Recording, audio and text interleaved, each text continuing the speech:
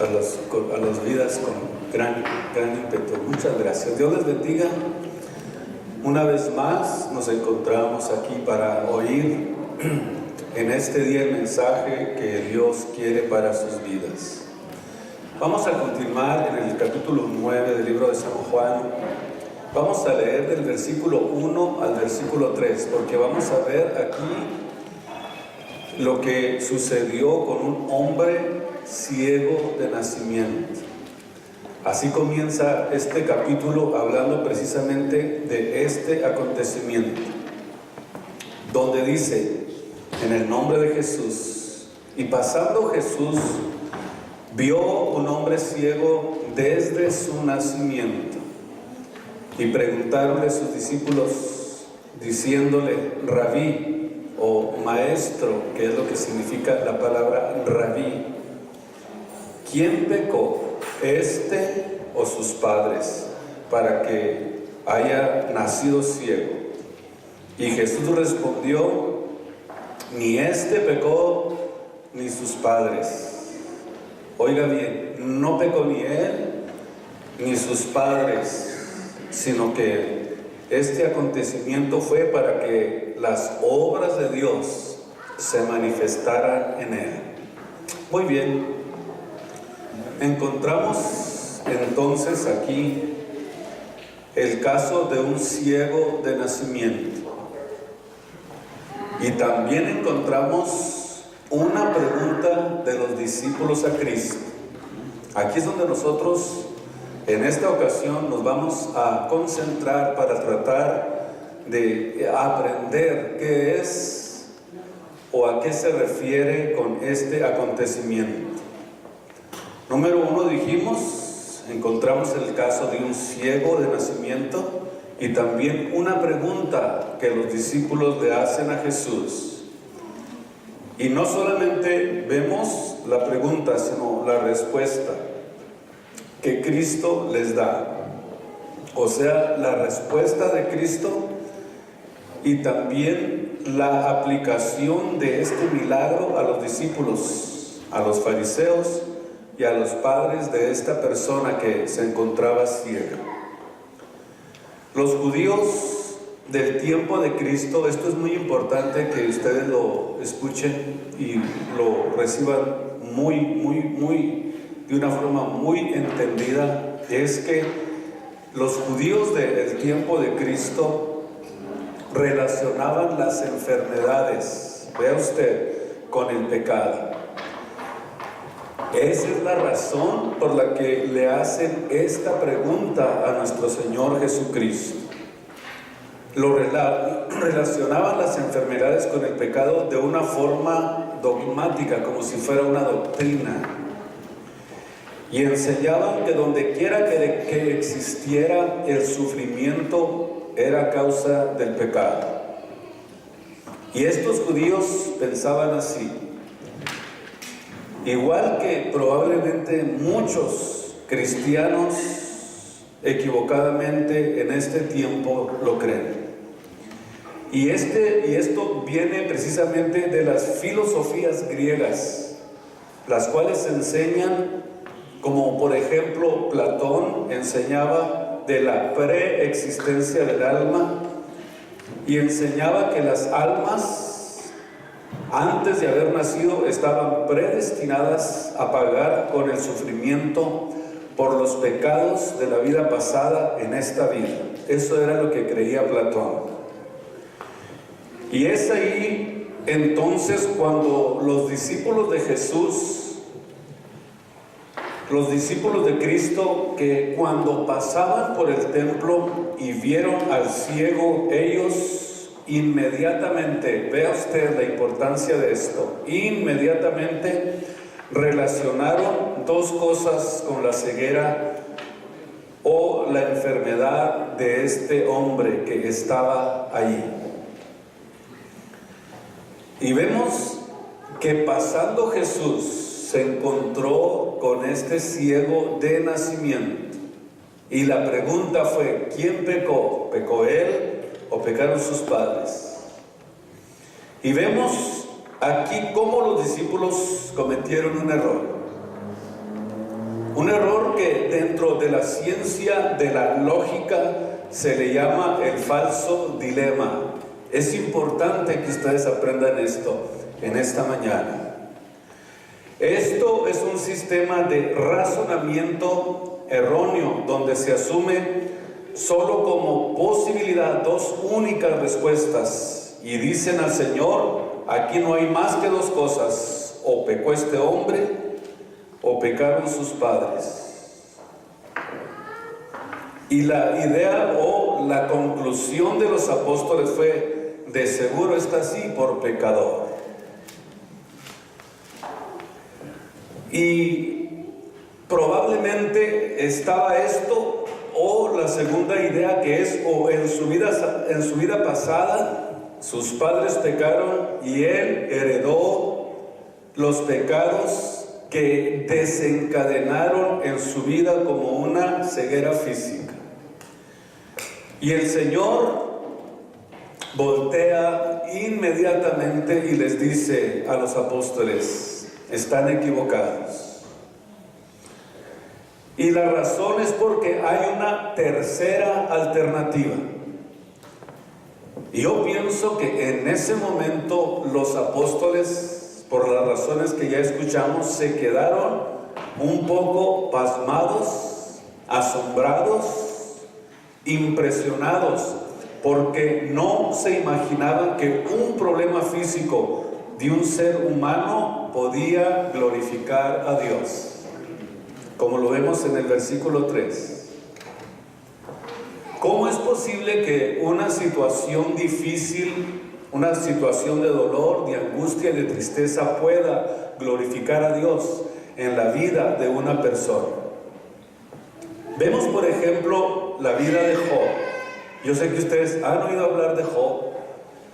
Y vemos en el Antiguo Testamento, pudiéramos decir, la respuesta a esta pregunta cuando vemos que existe una relación o conexión entre el sufrimiento y el pecado. En esta porción, en este libro de Job, encontramos la respuesta a la pregunta que los apóstoles estaban haciéndole a Jesús. Y la pregunta sería: ¿qué conexión o que si existe alguna relación entre el pecado y el sufrimiento? Es una pregunta. Y encontramos en el libro de Job que Job era un hombre recto, era justo, era temeroso de Dios, apartado de todo mal. Dios mismo habló de Job de esta forma. El mismo Dios dio estas cualidades de Job, hablando de lo que era realmente un hombre que servía a Dios. Sin embargo, el sufrimiento de Job fue mayor que el sufrimiento probablemente de este ciego. Y vemos que el sufrimiento de Job, síganme con mucho cuidado para que podamos comprender en esta mañana la respuesta de Jesús a sus discípulos. El sufrimiento de Job nunca estuvo relacionado con el pecado. Y yo sé que ustedes lo saben eso. Y la Biblia nos enseña de la integridad de Job. Y vemos que los amigos de Job en ese tiempo estaban tratando de entender la ideología que les explicaba al principio. ¿Se recuerdan ustedes? ¿Cómo comenzaron a decirle: ¿qué se me hace, Job? ¿Qué se me hace? Que estás así porque algo hiciste. ¿Qué fue lo que pasó? Sin embargo, vemos que con sus acertaciones, con su forma de hablar con él, aumentaron su sufrimiento al querer asumir lo que muchos cristianos actualmente, y al igual que los discípulos de Cristo, tratan de asimilar. Y le decían a Job, estos amigos, que su sufrimiento se debía a su pecado. Y su conclusión fue que existía una relación entre el sufrimiento y la culpa. Y la respuesta de Cristo demuestra que Dios no tiene el concepto y el pensamiento nuestro. Y que como sus caminos no son nuestros caminos y como sus pensamientos no son nuestros pensamientos, o sea, Dios no es como nosotros. Aun cuando muchas preguntas no tienen más que dos alternativas, no todos los problemas son iguales para poder relacionarlos de la misma forma o de la misma manera. Este error lo cometieron los discípulos al decir, o este pecó o sus padres, como diciendo que era exactamente lo que ellos pensaban, lo que había sucedido. Decía que esta línea de pensamiento por parte de los discípulos, en parte, óigame bien, en parte estaba correcta y en parte no vemos la línea de pensamiento de los discípulos, y a través de lo que estaba Dios expresando que sí tenía en parte algo de correcto. Por un lado, la Biblia afirma que existe una relación entre el sufrimiento y el pecado, porque la muerte y las enfermedades entraron al hombre por causa del pecado. En Romanos capítulo 5, versículo 12, dice que así como entró el pecado por un hombre, vean ustedes cómo comienza diciendo aquí el apóstol en el libro de los Romanos, versículo 5 y versículo 12. Entró el pecado por un hombre en el mundo, y por el pecado entró la muerte, y la muerte así traspasó, o así se pasó por todos los hombres. O sea que cuando entró la muerte y el pecado, corrió por todas las generaciones, por cuanto todos pecaron y están destituidos de la gloria de Dios. Entonces, la muerte fue introducida como la consecuencia del pecado, y los discípulos también estaban en lo correcto al admitir que muchas veces sí es verdad que el sufrimiento de muchas personas está relacionado con el pecado. Vemos el ejemplo, por ejemplo, en Miriam, la hermana de Moisés, en el libro de los Números, capítulo 12. Si ustedes van al libro de Números 12, vemos que ella sufrió de una lepra por causa de hablar mal acerca de su hermano Moisés. Allí vemos que sí el pecado, sí la enfermedad, estaba relacionada con el pecado que ella había cometido. Y Dios la castigó con lepra, y la lepra aquí sí estaba relacionado con el pecado, sí estaba relacionado con el error que ella cometió. Pero vamos a ir desarrollándolo con mucho cuidado para que ustedes me entiendan. Y la pregunta a lo mejor dice, bueno, entonces ¿cuál fue el error de los discípulos entonces? El error de los discípulos es que es el error mismo de muchos cristianos en este tiempo, y es el de creer que siempre, escuche esto, que siempre existe una correlación entre el sufrimiento y el pecado. Y esto es lo que no es cierto.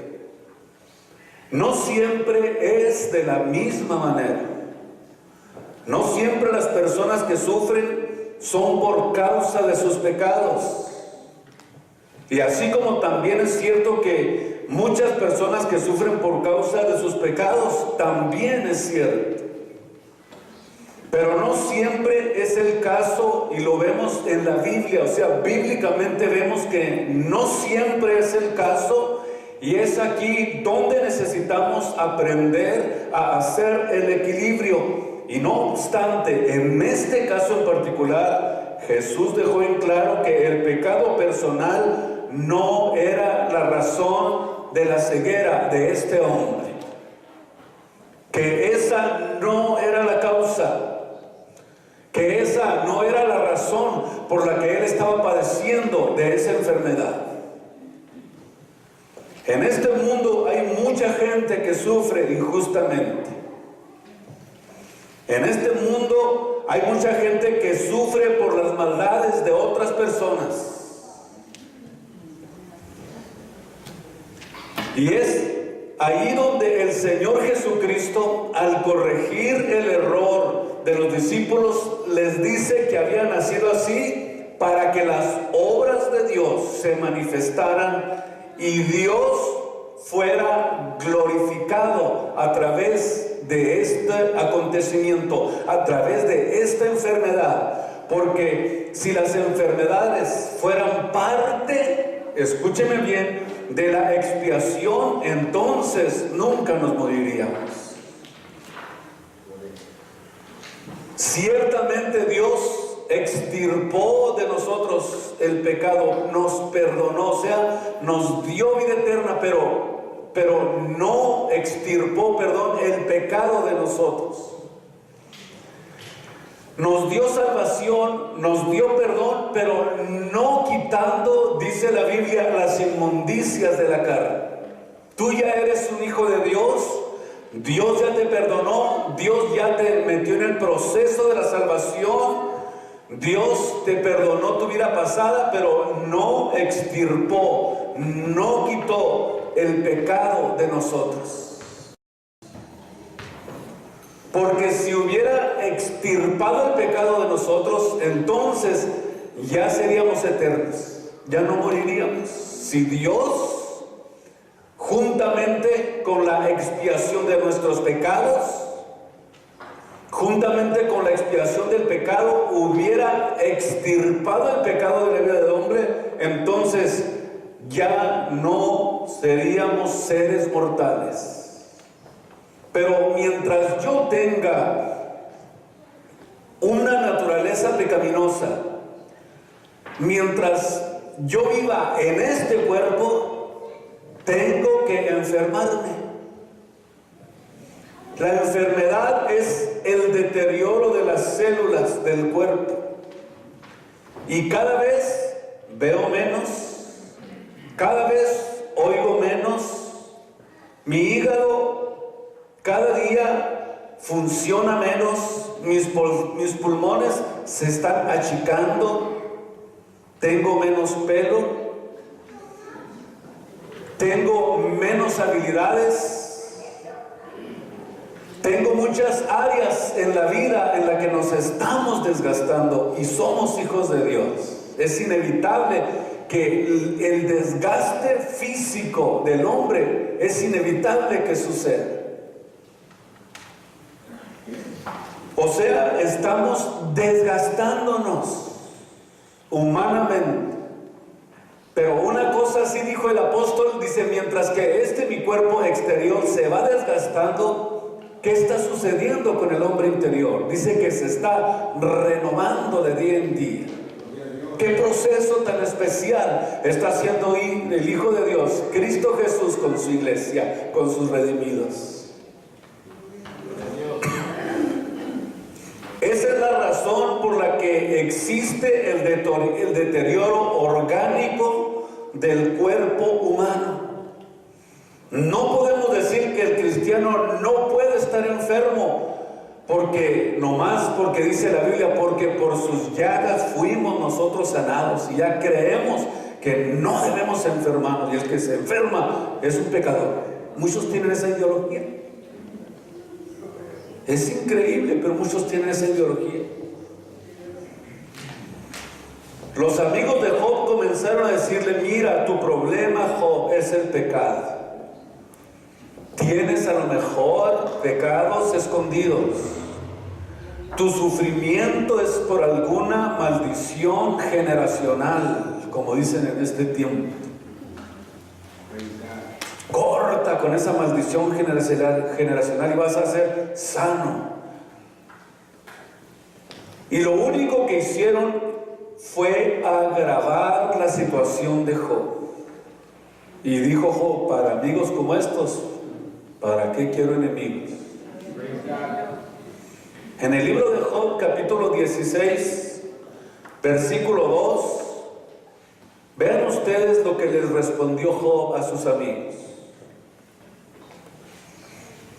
Muchas veces he oído cosas como estas: consoladores molestos son ustedes. Cuando vaya a visitar a un enfermo, anímelo, no es letal, porque ¿qué estás haciendo aquí? ¿Qué hiciste, Porque usted no sabe. Dios en su sola soberanía sabe lo que está haciendo en la vida de una persona. Son consoladores molestos. ¿Tendrán fin las palabras que estoy escuchando de ustedes como un viento que me está carcomiendo, que en vez de animarme, en vez de alivianar mi situación, me la están agravando? ¿O qué te animará a responder? También yo hablaría como vosotros. Ojalá ustedes estuvieran en mi lugar, les dice Job. Ojalá estuvieran en mi lugar y que yo pudiera venir y hacerles compañía y hablarles como me están hablando. Mas yo, dijo Job, haría esto. Yo, versículo 5, los alentaría con mis palabras. Y la consolación de mis labios apaciguaría el dolor que ustedes pudieran estar sintiendo. Si hablo, mi dolor no cesa. Y si dejo de hablar, no se aparta de mí. Y vemos entonces que la situación de Job no estaba absolutamente para nada relacionado con el pecado. Nada. Tú no puedes saber si una persona que está enferma o está pasando por una situación, tú no puedes saber si es un asunto entre la persona y Dios. Pablo decía: ¿quién no enferma? Yo también enfermo. En una ocasión hasta dijo 3 veces, le pedí a Dios que me sane, pero me dijo: tu salvación es suficiente. Es un asunto entre la persona y Dios. Quizás estás sufriendo para que a través de esa enfermedad te acuerdes que hay un Dios en los cielos, que tengas memoria de Él, que le sirvas con todo tu corazón, que le des la gloria y la honra, y que entiendas que Él tiene toda potestad en el cielo y en la tierra, y en su solo poder sabe lo que está haciendo contigo. Veamos entonces también las animadoras palabras de la esposa de Job en el capítulo 2, o sea, de su esposa. En el versículo 8 al versículo 10. Con estas palabras, ¿quién no se anima? Dice que Job tomaba una teja para rascarse con ella y estaba sentado en medio de ceniza. Vean la situación de Job. Y de repente se para la doña muy enojada. Entonces dice: ¿aún retienes tu simplicidad? Bendice a tu Dios y muérete. Y él le dice: has hablado como la más fatua de todas las mujeres. Así como recibimos bienes de Dios, vean ustedes lo que dijo Job en el versículo 8. Así como recibimos los bienes de Dios, también de vez en cuando no podremos sufrir alguna situación. La situación que llega a nosotros es para recordarnos, para abrirnos el entendimiento y nos acordemos que hay alguien que está al pendiente de nosotros. Pero cuando entramos en un ambiente de opacidad, nos comenzamos a olvidar de Dios, y a veces Dios utiliza eso para que nos acordemos de Él, para nuevamente voltear nuestros ojos a Él.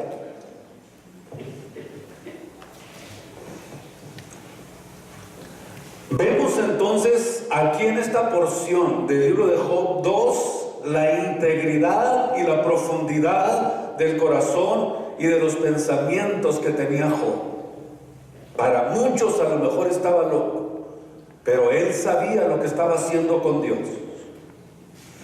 Actualmente hay un grupo que se ha levantado que dice: si tú eres cristiano, no puedes tener enfermedades, porque Dios solamente quiere bienes para tu vida. Vemos entonces aquí el problema de razonamiento de esta línea lógica que consiste en creer que muchas veces las enfermedades son maldiciones de Dios. Y yo he visto hasta pastores que ilustran sus predicaciones vistiéndose como por dioseros, tratando de decir: ¿a poco este es un hijo de Dios? Pues ¿cómo estaba Juan en Grecia? Con la misma ropa con lo que le encerraron, murió y escribió Apocalipsis. Cuidado con aseverar y asegurar que eso no es de Dios. ¿O qué hubiera dicho este personaje? ¿No habrá leído el libro de Job? ¿Cómo estaba Job? ¿Cuál era la condición de él? Agarrando una teja y rascándose y sentado en medio de ceniza, de sufrimiento. Eso quiere decir que están tratando de meter en las mentes de las personas que no sufran por la causa de Cristo. Les están ofreciendo un reino terrenal miserable que no vale la pena. Dijo Cristo: cualquiera que me sigue, cualquiera que sea mi discípulo, tiene que negarse a sí mismo. Y también dice la Biblia que es menester que por muchas tribulaciones entremos al reino de los cielos. Dios sabe cómo tratar con nosotros.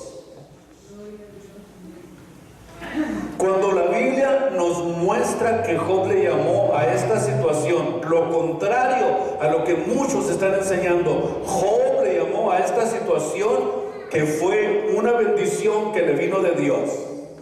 Vean la diferencia. Y es porque en medio del sufrimiento él se mantenía íntegro. El asunto es que probablemente en medio de la situación Dios quiere saber si te puedes mantener íntegro. Y estaba consciente, Job sabía que no había pecado contra Dios. Y Dios también lo sabía, porque así testiguó de él. No había pecado contra Dios. Sabía que Dios tenía un propósito que él no podía a lo mejor en su momento comprender. Y su respuesta, después de haber entendido el plan y el propósito de Dios, ¿saben qué dijo Job? Aunque Dios me mate, no voy a dejar de confiar en él. Job 13:15. ¿Cuántos estuvieran dispuestos a decir: aunque me mate Dios, no voy a dejar de confiar en él? Job no relaciona sus enfermedades como si fueran una maldición. Como muchos dicen, una maldición del diablo la enfermedad. ¿Cómo sabes? ¿Cómo sabes? Ya entendimos que tenemos que aprender a hacer un balance, un equilibrio. ¿Cuántos en la enfermedad, cuando pasaron por ahí, crecieron espiritualmente lo que nunca habían crecido? Porque cuando están en el hospital, ¡ay Dios mío! ¡Ahí sí hay Dios! Y en la iglesia, muy indiferente. Dios sabe lo que hace. ¿A cuántos Dios los mete en la cárcel para que aprendan a vivir y a tener comunión con Él? ¿Cuántas veces la tragedia es el medio que Dios usa para formar nuestro carácter y se convierte en una bendición para nuestras vidas? Pero tenemos que tener conciencia que es un asunto que Dios está haciendo personalmente con nosotros. El ciego que tenían enfrente los discípulos dijeron: es un ciego pecador. Y Jesús les responde algo muy importante, que no saben ustedes que aún en medio de la enfermedad, que aún en medio de la situación, Dios puede ser glorificado.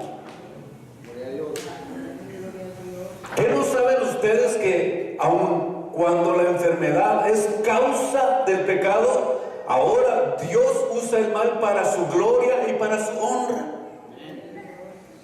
En Génesis, por ejemplo, vemos el caso de José.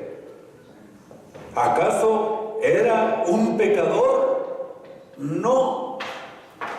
Era un joven íntegro, temeroso de Dios, consagrado a Dios, y sufrió injustamente por años en la cárcel por no querer hacerle caso a doña Potifar, por rechazarla, por no querer pecar contra Dios, por no adulterar, por no fornicar contra Dios. Le costó la cárcel. No se crea, rechazar el pecado es algo serio. Rechazar el pecado puede traernos situaciones que el enemigo a veces nos quiere enredar y nos confronta.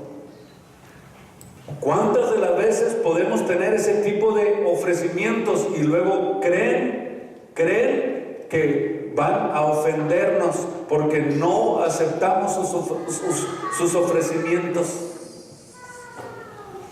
José dijo: no, no y no, yo no voy a pecar contra Dios. ¿Cuántos aquí están dispuestos a decirle no al pecado, no a los ofrecimientos? Que si se le presenta allí una mujer y usted, aunque esté solo, le diga no porque tengo a mi esposo. Si eres joven, no porque amo a Dios. Pero si lo haces es porque no te importa Dios. No quieres sufrir. Cuando nosotros le decimos no al pecado, usted no se imagina cómo se retuerce la carne, porque arde en deseos de pecar contra Dios. Para José no fue fácil decirle no. ¿Por qué? Porque el pecado, cuando se nos presenta, parece atractivo, parece que lo necesitamos, como que pues es necesario, o sea, como que quiere ser parte de nuestra vida. Pero cuando entendemos lo que significa pecar contra Dios, nos atrevemos a decirle no en el nombre de Jesucristo, porque amamos a Dios, porque nos interesa el reino de los cielos, porque ya hemos sido salvos, porque ya Cristo me perdonó, porque ya Él hizo un pacto conmigo, un pacto eterno, donde Él me dice: si tú me amas, si tú me sirves, si tú me sigues, te espera la vida eterna a mi lado, dice el Señor. Vale la pena entonces decirle no al pecado, aunque vayamos a la cárcel. Entonces tuvo que enfrentar tantas situaciones José, vendido por sus hermanos, separado de su padre, en un país extraño, confrontado por una mujer que quería hacerlo pecar contra Dios, y el simple hecho de rechazarlo fue a dar a la cárcel. Y vemos aquí entonces que con todo y eso permaneció fiel, permaneció íntegro, para no guardar amargura ni contra su familia ni contra aquellos que lo perseguían. Sin embargo, vemos en el libro de Génesis, en el capítulo 50, vean ustedes cómo termina José diciendo todo lo que pasó. Si yo le enumerara todo lo que pasó José, se impresionaría usted. Pero en el versículo 19 del capítulo 50, vean ustedes ¿Cuál fue la escuela? ¿Cuál fue el aprendizaje de José? Cuando dijo, y respondióles José, cuando se presentaron sus hermanos delante de él: no temáis, ¿acaso yo estoy en el lugar de Dios para juzgarlos? Vosotros pensasteis mal sobre mí, mas Dios, escuche usted, lo encaminó a bien, para hacer lo que vemos hoy, para mantener en vida a mucho pueblo. ¿Qué pasó al final de la prueba de Job? Dios le multiplicó todo lo que le había quitado y le dio una nueva familia.